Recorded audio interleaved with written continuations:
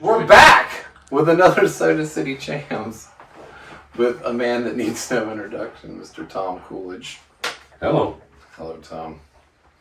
So, Tom, how long have you been playing / singing guitar? Oh, I guess since I retired, maybe a little bit before, about 15 years or so. 15 years. Yeah. Did you play music at all before that? Yeah, a little bit, folky stuff. Things to kind of woo the girls. Yeah.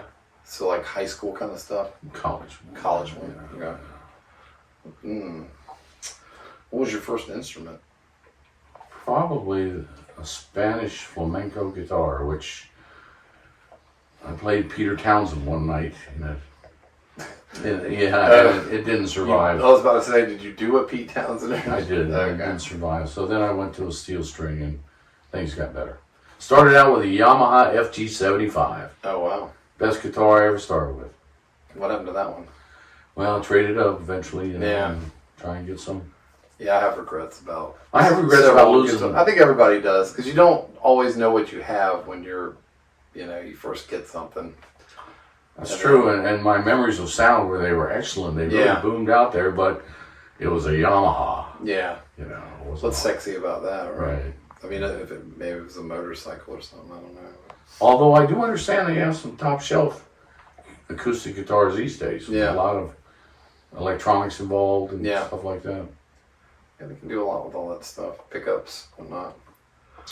What is your first musical memory? Like, you just come out of the womb, like, seeing music, or...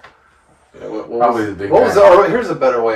When I was asked the question, I actually listened to myself answer it, how pretentious is that, earlier to get ready for this. But, what is a distinct moment where you remember, like, this is music, this is a connection, I'm feeling two things, I'm recognizing this especially at this moment?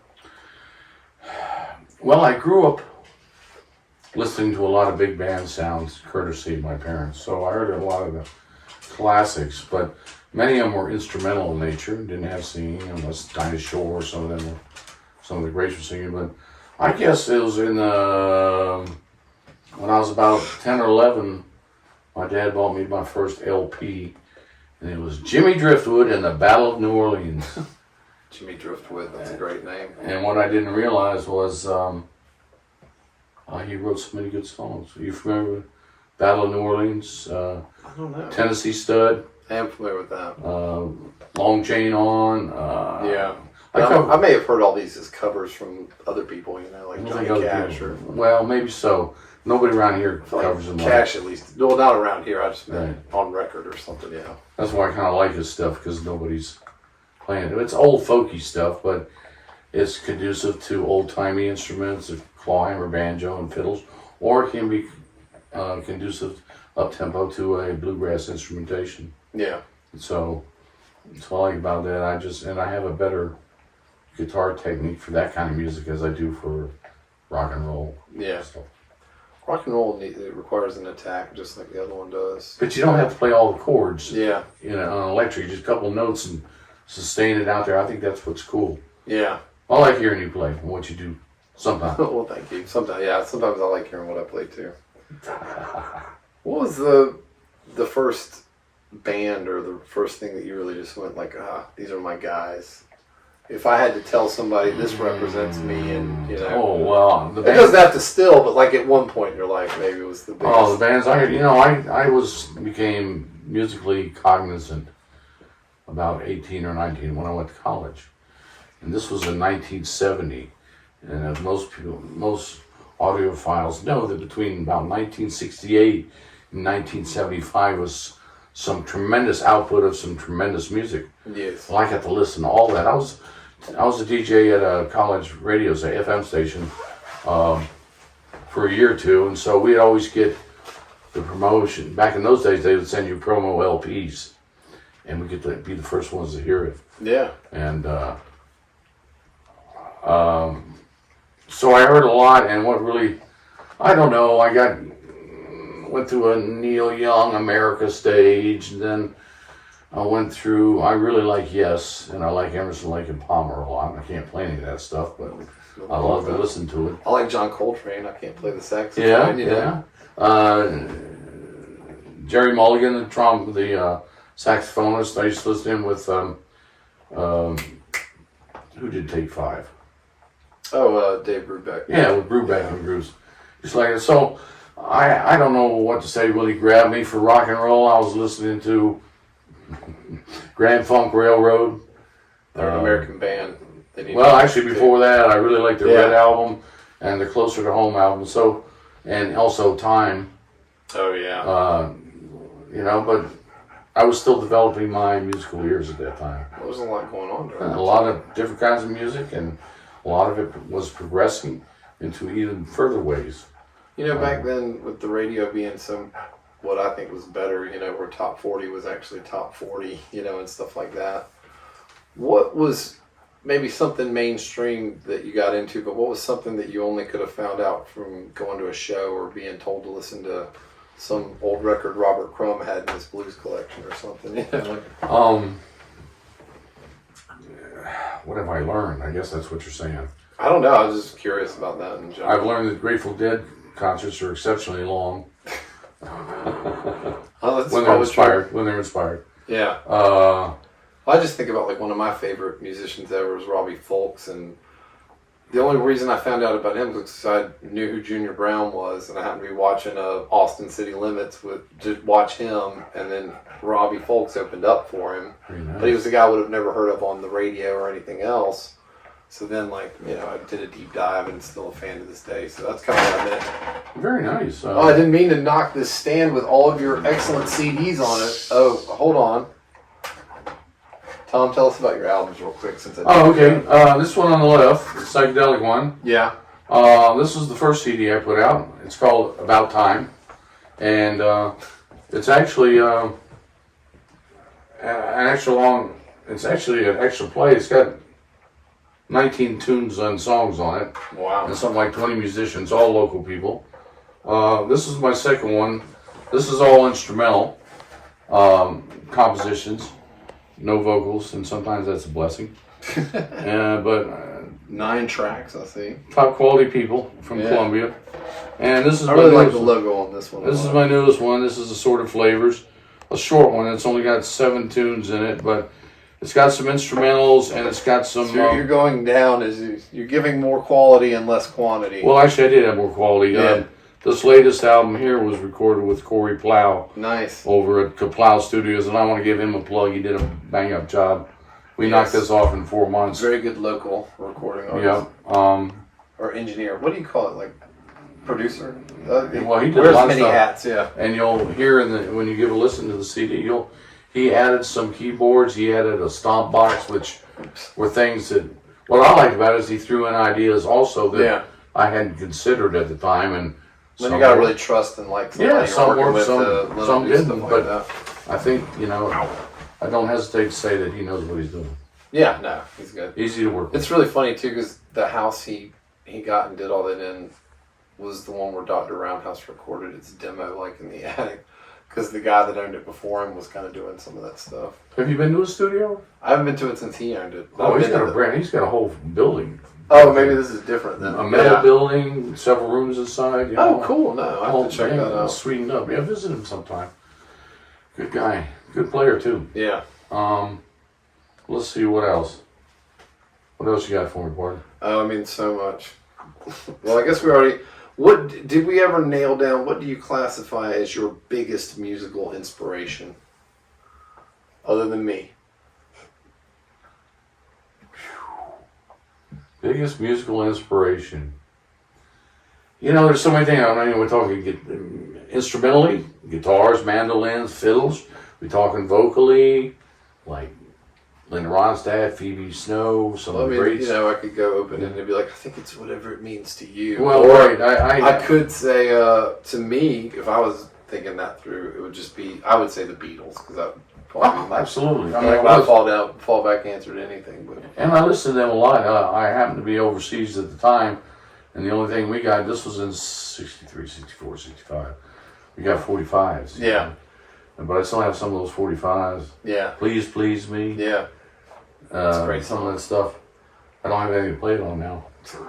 I do. I can give you one of those little things you can put on in the middle or whatever.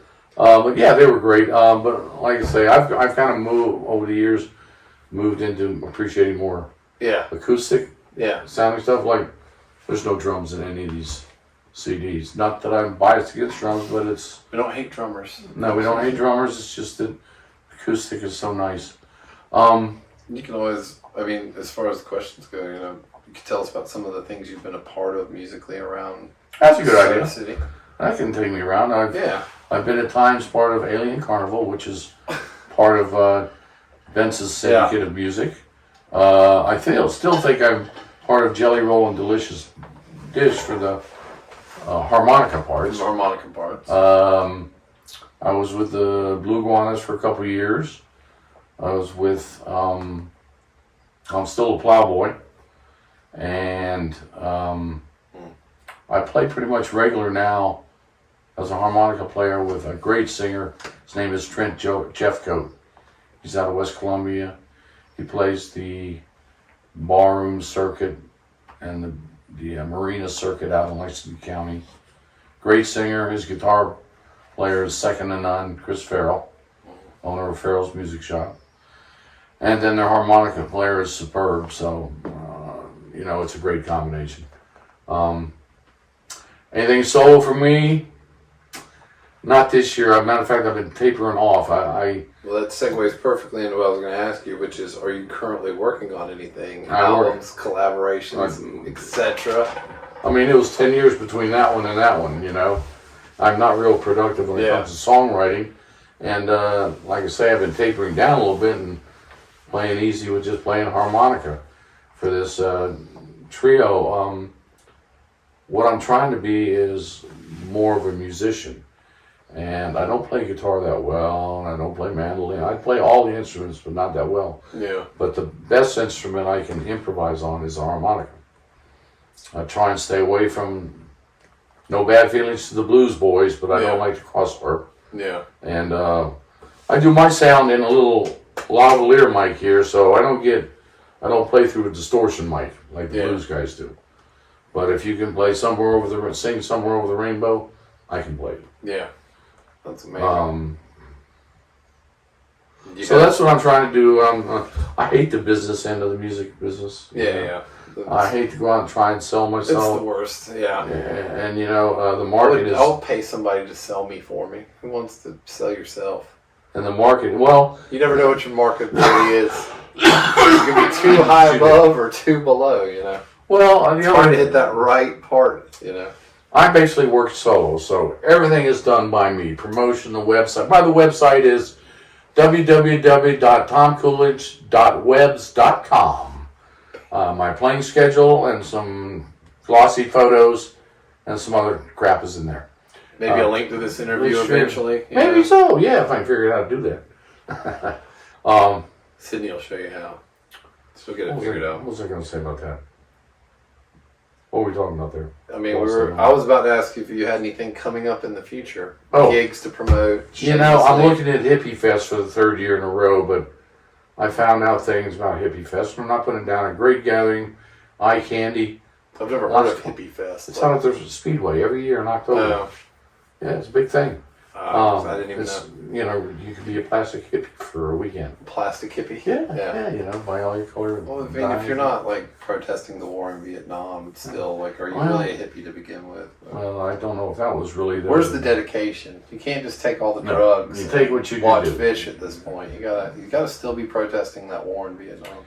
Well, it doesn't happen there. I will tell you that. That's It's very disappointing. Well, that's a philosophy that was associated with that hippie generation, but we're not talking about hippies nowadays. We're talking about people that want to relive the moment in their tie-dye. And there's bands, and there's goodies, and there's...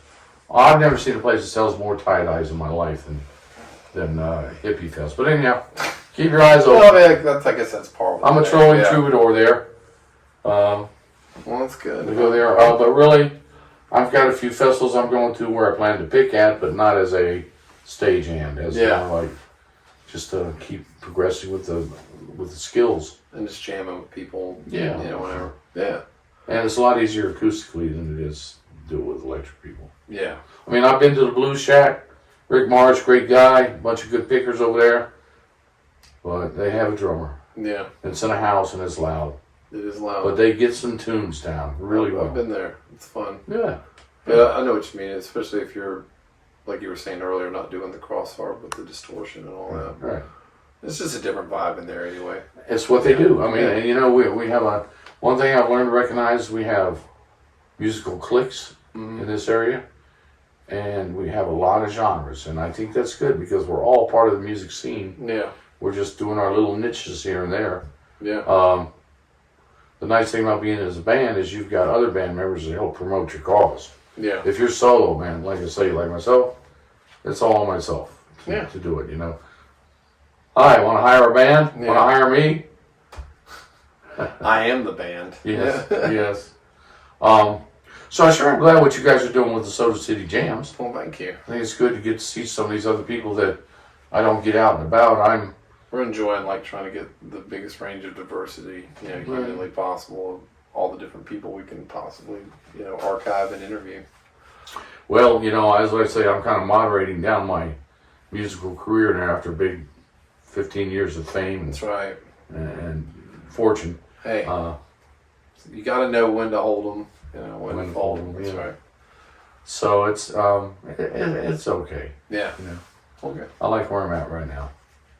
Well, I appreciate you coming out here and talking to us. Thanks for y'all having me. I appreciate that. I hope I didn't embarrass myself. You didn't. No, you didn't embarrass yourself at all. I just want to say thanks for jamming with us on the Soda City Jam.